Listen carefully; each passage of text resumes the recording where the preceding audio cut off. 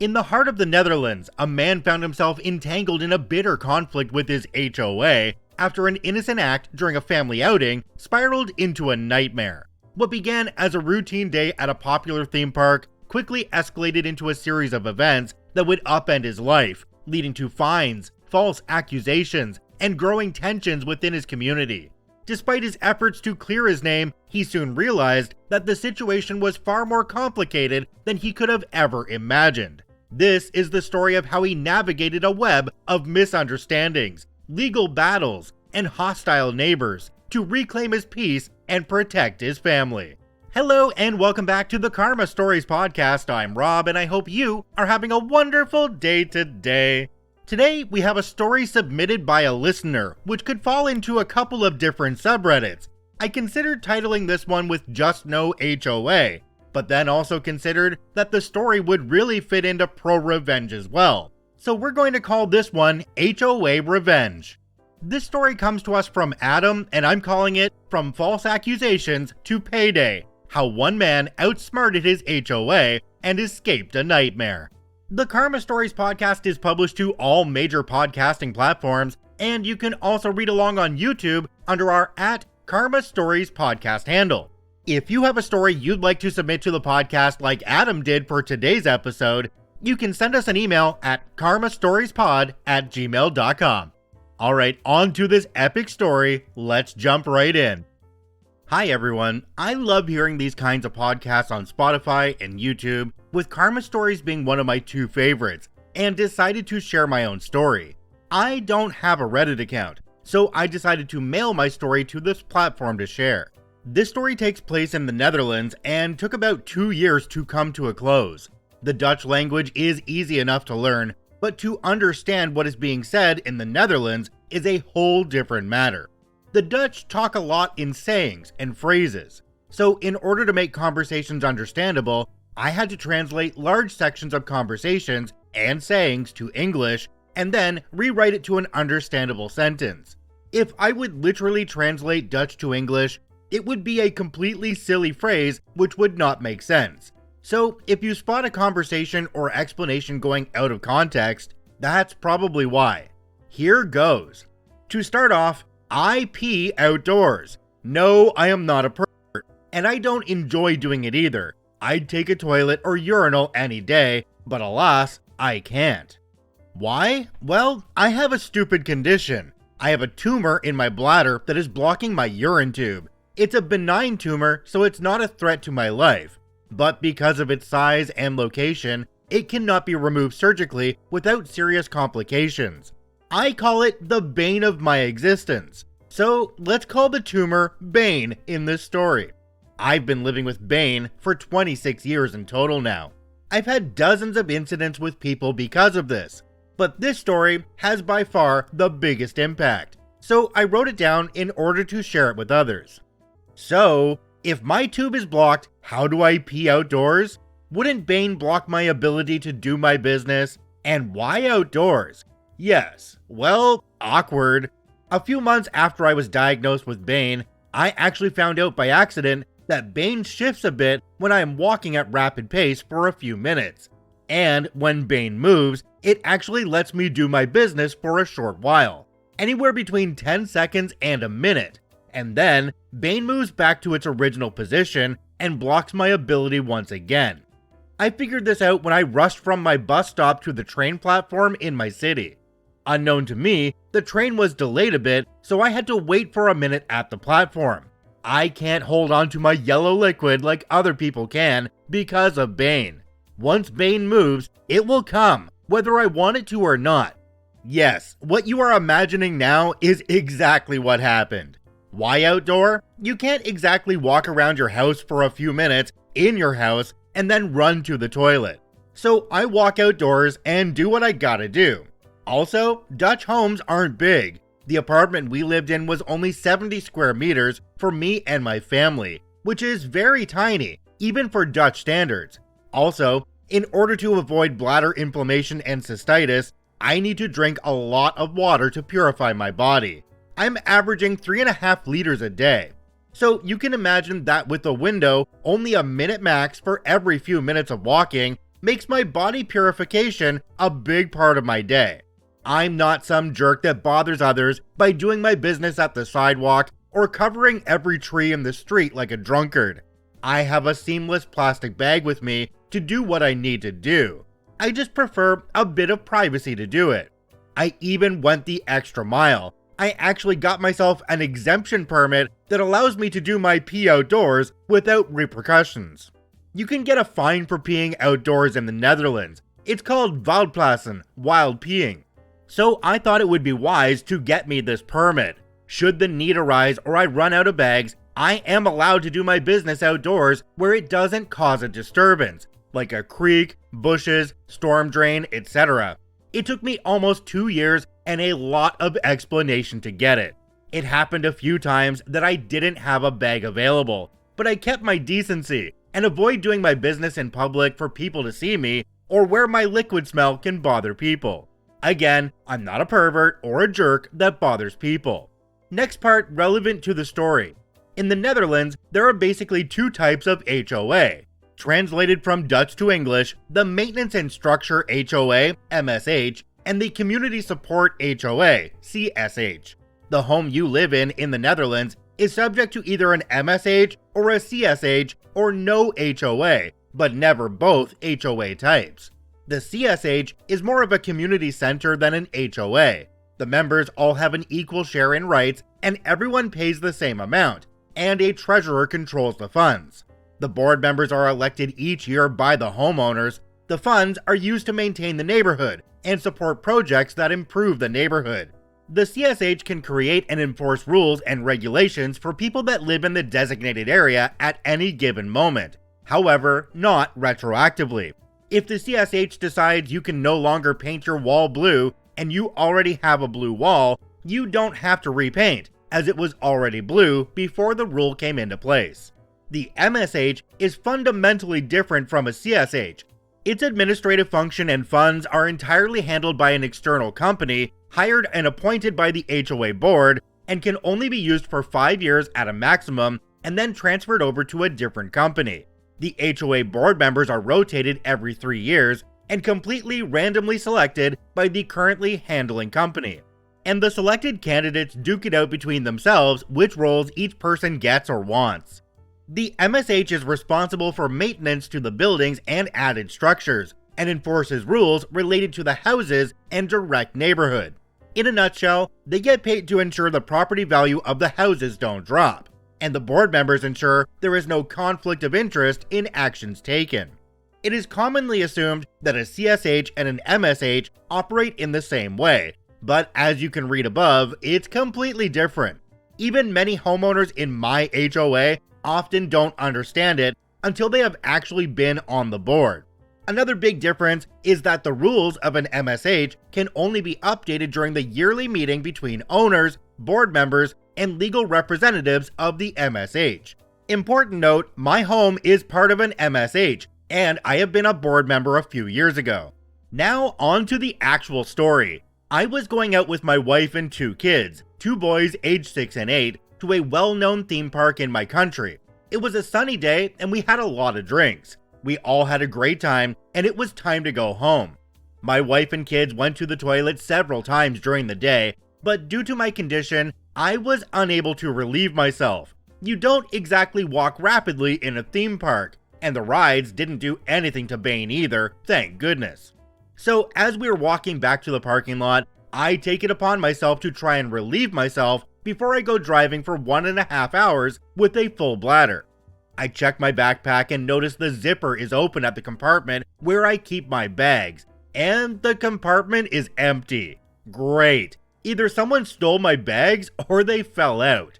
Well, no other option. I will have to find a place now where I can leave my business behind without worries. I quickly spot a pond at the far end of the parking lot, and I start walking rapidly towards it. My wife and kids know of my condition and think nothing of it. They decide to follow me. My boys don't know any better than Daddy is off to do his pee-pee walk. Keep in mind that I haven't had a chance to relieve myself all day and had my fill of drinks, so I was ready to burst. No sooner did I arrive at the pond and Bane moved away, jet stream ensued. Ever seen the meme that says, beer and Viagra don't mix? Look it up, it's how it looked like. Not trying to brag or anything, just wanted to point out how it would look from another person's viewpoint. It becomes a bit relevant later. I finish up my business and off to home we went. It has been a great day so far. A few days later, I got an email from the HOA. The email contained a letter. Translated, it said, "On this day, you were caught peeing in public. As this isn't allowed in the community, we issue a community violation fine of €500. The invoice will be in your email shortly. Addendum, not only were you caught peeing, you were exposing yourself to minors and satisfying yourself. This action qualifies as child abuse. For this, the HOA has decided to contact the police and will press charges when required." Note, child abuse is a very serious crime. If you're found guilty of such a crime, a CSH would have the legal means to foreclose your house. Not sure how to describe this properly. Most CSHs have such clauses in their bylaws that prohibit offenders and several other types of criminals to have residence in the neighborhood. However, these kind of clauses are only found in a CSH. I thought it was strange an MSH was involved, as the MSH doesn't enforce these kind of community rules. Shocked, confused, panicked, and any other emotion you can come up with when you're being blindsided, I contacted the company that handles our MSH to get clarification on what is going on. I got a very short answer stating that they are not allowed to say anything on the matter, except that board members instructed to press charges and police will notify me. I didn't bother waiting for police to come and get me, and turned myself in immediately at the police station in order to get more information and quash the problem immediately. At the police station, I explained that a charge was being made against me, and that I would not get in the way of the investigation in any way. In exchange, please tell me what I have done that would warrant anyone to file a child abuse charge on me. It took some back and forth reasoning between us, but eventually the police showed me a video. It was forwarded by the MSH. In the video, you could clearly see it was me relieving myself in the pond from the theme park. Remember the meme I described? That was the part to which I was showing off with and satisfying myself. I wasn't. My boys were watching me from a bit away. My wife wasn't in the video, but I know she was right next to them. I explained my situation with Bane, showed and explained my permit, and that the children in the video are my own sons. They were simply waiting on Dad to finish doing his thing. I had to drive 60 kilometers, and doing that with a full bladder isn't something you like doing. The police accepted my explanation, and no further charges were filed. The record was scrapped, and I was allowed to go home. And with that, I considered the matter closed. Just a bad memory, that's all. Who made the video of me will remain a mystery probably. But I have a feeling it's from someone from my neighborhood. Who else would know where I live if I'm 60 kilometers away? At this point, I had no problem with the HOA. It was clear they had the best intention for the neighborhood and want to ward off predators in our area. I was even somewhat impressed by the swift action taken by the board. But that opinion would soon change. About 1 month later, I received a reminder in my email with an increase of the fine. Now I have to pay €600. Right, forget about that one. I should have followed up with the MSH to make it go away. Anyway, I will take care of that real quick by calling the MSH company. The conversation on the phone went like this. "Hi, I would like the fine sent to me to be cancelled or revoked. It has no legal ground to be issued on me. I'm sorry, sir, but the fine was issued for violating code of conduct in the community. It cannot be appealed as it's based on a decision of your board members." That's nonsense. The location of the incident wasn't in our community, thus your rules do not apply. Only law enforcement can fine you for these kinds of offenses outside of our community. If you want to contest the fine, you'll need to go through the board members. We're simply the company that handles the procedure, instructed by the HOA board members. They will need to instruct us to cancel the fine. I will do just that. And I hung up the phone. I was one of the selected board members a few years ago, and it was boring. So I can't say I was interested in the current board members. But having been a board member before, I at least knew where to find the current board members' contact details and that we have a website.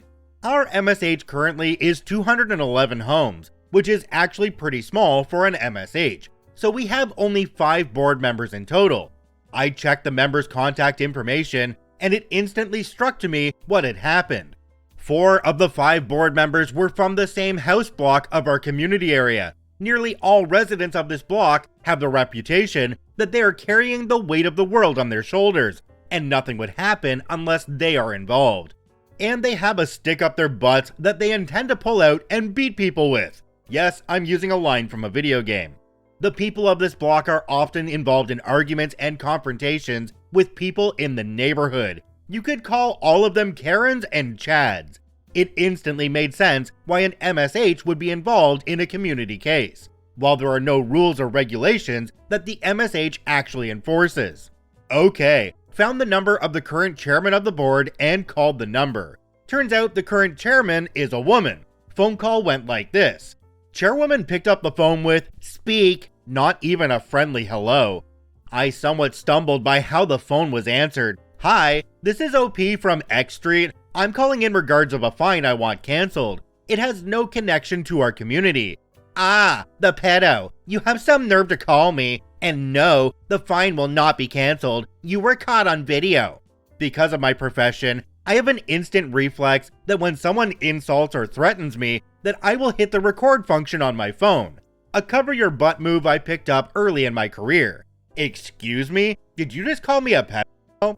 If it looks like a duck, acts like a duck, sounds like a duck, it's a duck. I'm calling you what you are, a pedo. I saw the video in which you were satisfying yourself in front of kids and was disgusted by it. It was our duty as HOA board members to take action on you. Well, I'm not calling about that, and it has nothing to do with you or the community, so I will ignore what you just called me. Can we please get back to the matter of the fine that I want cancelled? That's not your call to make to stop the charges against you. We're waiting for your trial to finalize so we can kick you out of this neighborhood. What the heck was the police thinking by putting a pedo back on the street?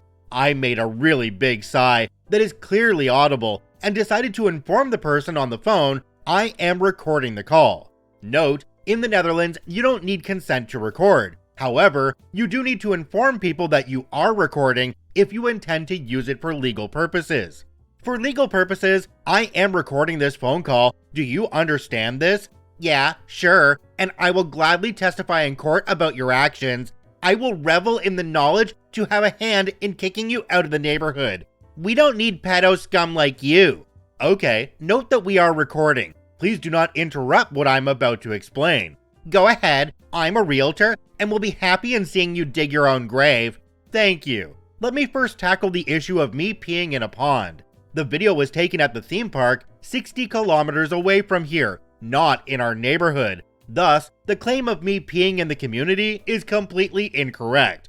Our community doesn't extend that far, so you cannot fine me for that.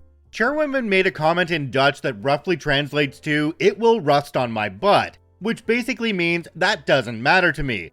It is 60 kilometers from here, so your crime didn't happen? Please submit that to the court and get laughed at. Who said anything about court? I'm talking about the fine I received for it by the HOA. I want that fine cancelled. I was doing what I did in a pond literally at the other side of the country. It has nothing to do with our community. That fine is what instigated the investigation into your crimes. Canceling it would mean the whole case would not be handled. Pedos like you know how to play this system too well. It isn't happening. I will personally see to it the fine gets escalated and will reach out to the police to ensure you get arrested. I made another audible sigh. Could you please stop calling me a pedo? I've done nothing of the sort, and this phone call isn't about that. I will call you what you are. Pedo, said it loudly. Sigh all you like, you're going to jail, and I will take pleasure in selling your house. I'm sighing because you are going off topic. I'm calling about a fine, not a police investigation. I'm going to continue explaining. Once again, please don't interrupt. I was all day at the theme park and had to relieve myself. My wife and kids were simply waiting on me to finish up, and someone shot a video of that. Nothing more, nothing less. And as stated before, the theme park is nowhere near our community, so your fine holds no legal ground.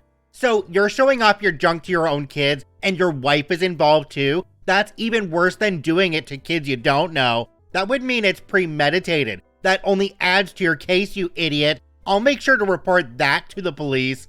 Another sigh. Did you even bother looking into this matter properly? The police aren't filing any charges as there is no crime committed. All I did was pee in a pond, and even that was allowed. Can we please get back on topic and have the fine canceled? No, the fine won't be canceled. I just told you that is the instigator of your crimes.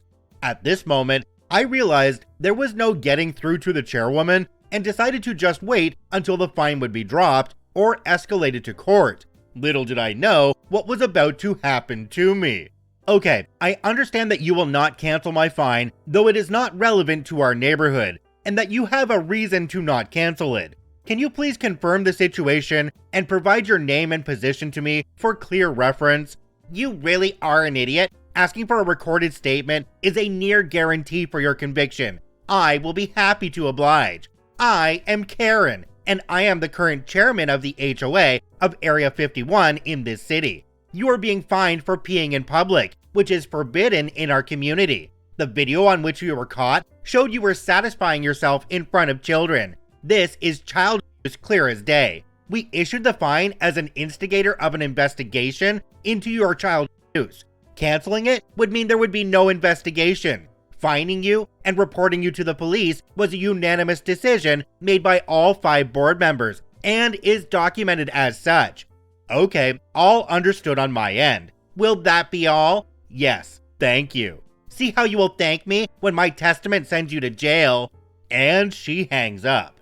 At this point, I should probably mention what my profession is. I am a sales administrator. My job is to document and validate all deals made by the salespeople of the company I work for.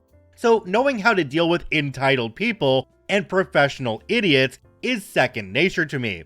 It's literally what I do every day. First rule you learn with this job is record and transcribe every deal made and have both parties sign it. Transcribe equals audio to text conversion. This is exactly what I had done. I had a clear recording of the phone call, and I had the phone call transcribed by a professional agency, and the chairwoman signed the document to be correct. When I got the signed transcription back, there was even a sticky note on it. It was a Dutch statement which translates to, "Ensure this scumbag gets sentenced for life." I can't even begin to fathom what she was thinking when she put it on there, but my gut feeling was telling me to have the document notarized, which I did. Now, on to the part that escalated the situation. To say I have had several incidents after my phone call with the chairwoman would be a monumental understatement. Without a doubt, the chairwoman had spread a rumor in our community about me. It was either her or one of the other board members. Nobody else would or could have known about this. In the months that followed, my car has been egged over a dozen times. Graffiti on my wall that says, "A pedo lives here." Dozens of threatening letters in my mailbox. I even had someone with a baseball bat in his hands threaten me to get out of the neighborhood and stay away from his kids.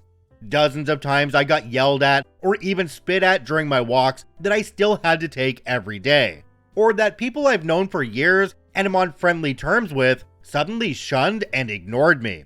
I can go on and on. I was waiting until the situation was going to blow over, but it never did.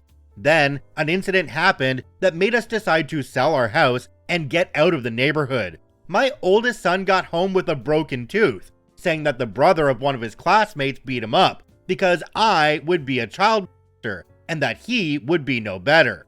We filed charges, but nothing came of it. Selling our house also became an issue. Not only was the market slow, Karen used her influence as a realtor to ensure that no real estate company in the area was interested in brokering in selling my house.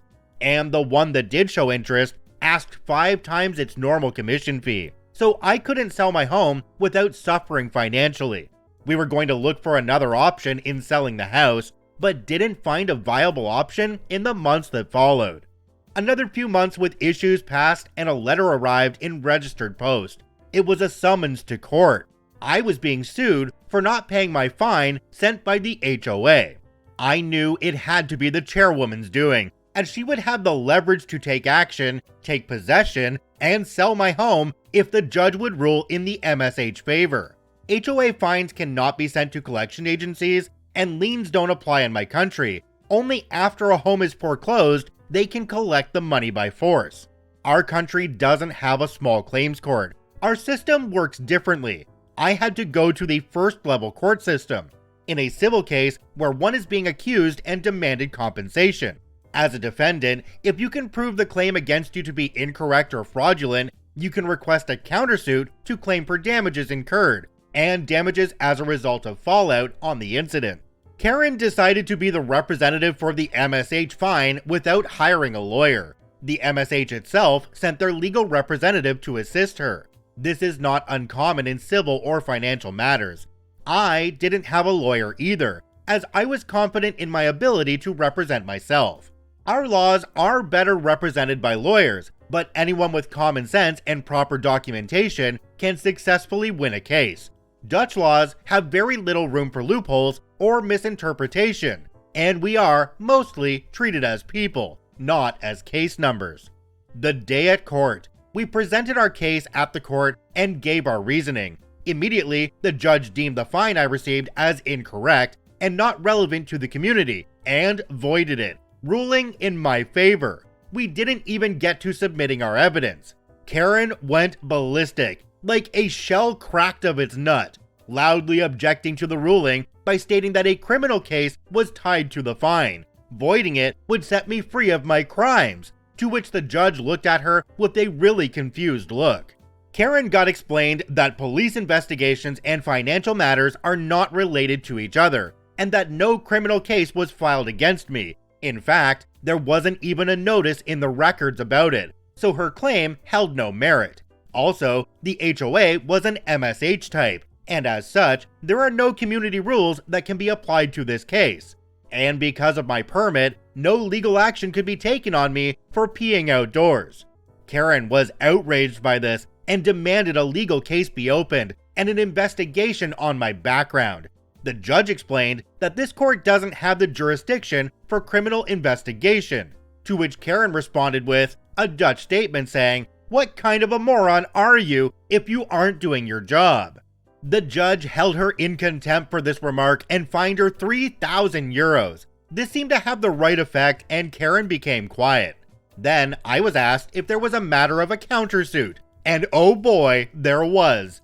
I claimed over 24 issues, one for incorrectly fining, one for improper handling of confidential information, one for false accusation, one for defamation of character, and 22 claims for all the incidents that occurred as a result of the MSH board actions. I had kept everything. Photos, police reports I filed, videos, the whole thing. I kept everything out of the scope of the MSH until this trial.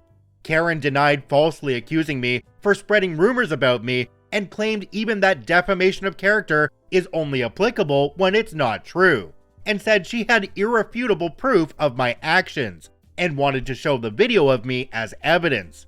The judge shut it down before she even got to showing it, stating it is my decision to pursue the matter, not prove if the statement is correct or not.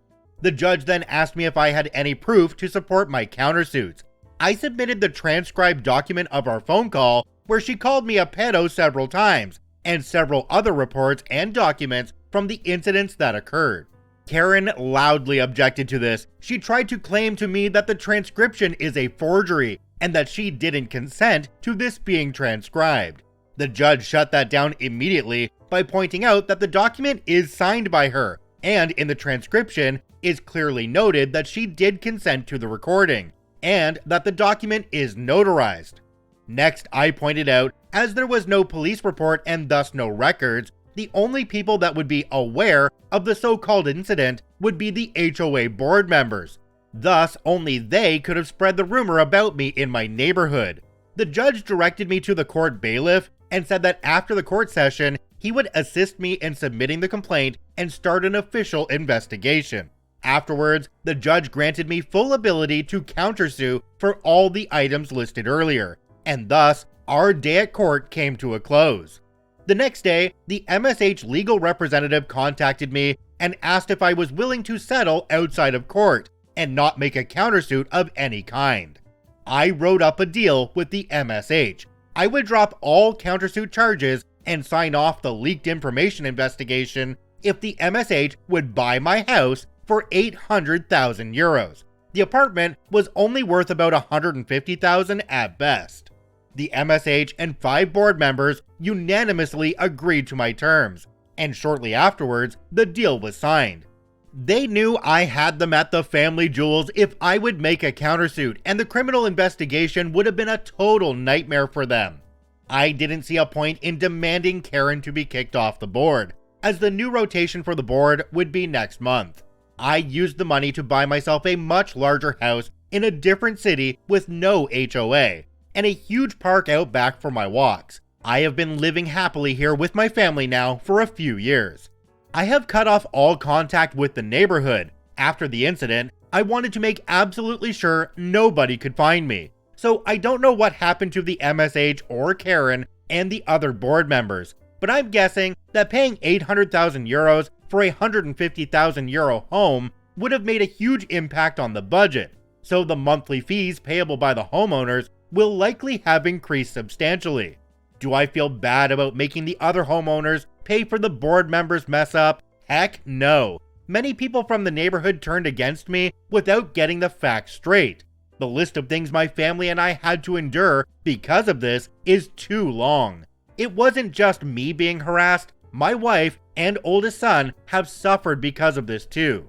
As far as I am concerned, the majority of the homeowners got their just desserts, and those who stood by and watched and did nothing are just as guilty in my book. OP added a question and answer session at the bottom, and it says this: questions I got asked a lot over the past few years. You say you need to pee outdoors, but can't you just catheterize yourself? My answer: yes, I can, and I have for a while, but consider 3 things about this. 1. Catheterizing yourself is an irritating and sometimes even painful process, especially if you have to push a tumor out of the way into the bladder with the tube. I don't recommend it to anyone. 2. Catheters can actually cause cystitis, due to the flesh being irritated by the prodding of the tube.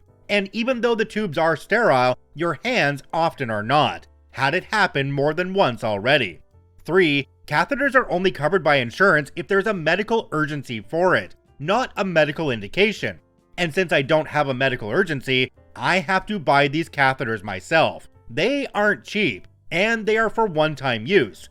And you will need to use like 4 to 5 every day if you catheterize each time. Reusable catheters are even more prone to inflammation and cystitis, so I don't use them anymore. There are cheaper ones available, but those hurt like hell. A tumor, even benign ones, constantly grow. Don't you need help for that? My answer: sure, I do. Never said I wasn't getting help. I just can't get it surgically removed without complications. But I do receive a treatment for it every year to make Bane shrink a bit. But this isn't relative to the story. Why don't you use a treadmill for walking instead of walking outdoors? My answer: tried that actually, multiple types of treadmills too. They simply don't produce the desired effect as walking in the street or in a field. It's the unevenness of the ground that helps, not the actual walking itself. So my only real option is to go for a walk and do what I gotta do outdoors. Why didn't you sue the MSH? You could have gotten much more. My answer: the MSH did nothing wrong. The board members did. Besides, I got exactly what I wanted. A big house with no worry about being able to afford it that will remain in my family. What more could I ask for? You lived in an apartment of 70 square meters with a wife and 2 kids? That's too tiny for a family to live in. Why live so small? My answer: we weren't eligible for a bigger mortgage due to a huge debt I inherited. Long story. Thus, the small apartment was all we could buy. How on earth did you get a permit for peeing outdoors? Do governments even do that? My answer: you can get a permit for just about anything in the Netherlands as long as it isn't a felony. All you need is a valid reason and the funds to pay for the permit. It costs 200 euros a year. Bane was my valid reason.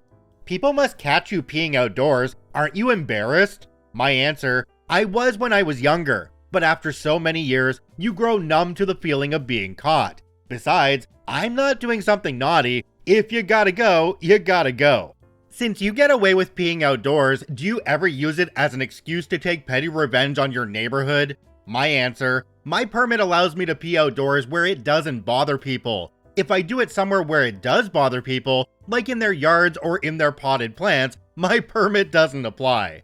Did I ever take petty revenge on someone who wronged me in my neighborhood? Again, I'm not a jerk who bothers people with my yellow liquid, but in this case, I'm going to have to say yes, but only once. This guy had it coming. He smashed my car windows. I saw him do it, but it wasn't recorded or anything, so I couldn't prove it, but I knew where he lived. I ate a lot of asparagus that day on purpose and sprayed the contents of my bladder all over his garage door, patio, and doorstep in the burning sun. The odor was noticeable for weeks. Did you ever find out what happened to the investigation into the leaked information incident? No. As I settled out of court, I also agreed to not pursue the matter further, and to prevent retaliation of other homeowners. I cut off all contact with my old neighborhood. I haven't even looked up what happened to the MSH. Rule 2 as a sales administrator: never inquire on a situation in which you are on bad terms on. Nothing good comes from it. OP, just wow, that was a crazy story. I'm actually amazed by how well you navigated that situation. I can't imagine going through life with the issue that you have myself, so for that, I commend you. I hope that one day you'll be able to get some relief from that situation and be able to relieve yourself, just like the rest of us do. I truly hope you enjoy your new home and the little bit of financial freedom that settlement brought you.